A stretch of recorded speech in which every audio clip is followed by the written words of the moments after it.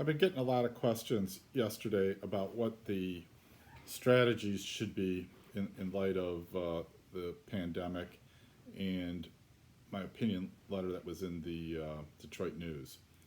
And as PPP recipients, business owners need to be thinking very seriously as to whether or not the forgiveness of that loan is worth it relative to paying payroll that you may or may not need versus balancing the ability to have working capital to restart your business as companies start to open up. I've talked to a number of business owners who, have been believing that the capital that they're going to require because they're going to be out of formula with their bank, their borrowing base is not going to support additional funds. They've had very dismal operations over the last 3 or 4 months that are going to bounce a number of covenant issues, and that this money from the government is probably the only capital that they're going to be availed.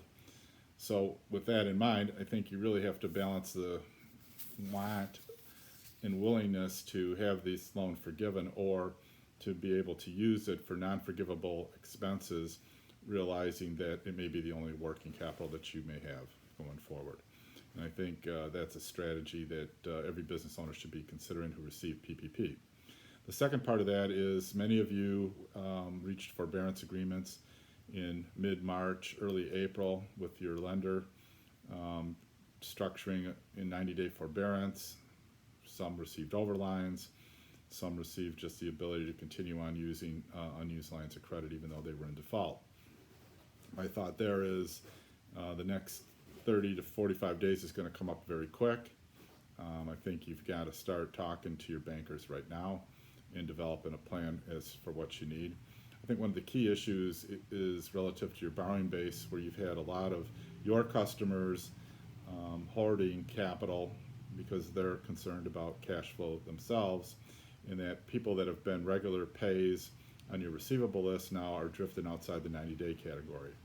And I think you need to educate your bank as to why these customers are still good customers, why the receivable balance should be included within the eligible collateral category, and really make the business case that this is really more a nuance relative to the pandemic than a sign of financial difficulty for your customer base. I think if you can demonstrate that, you may get an audience with the bank to include some of those over 90-day receivables within your borrowing base.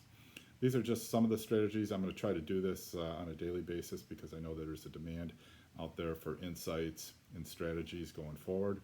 And I think we all got to stick together in this, and we have some insights as to how to keep your business alive. Have a great day and keep fighting the good fight.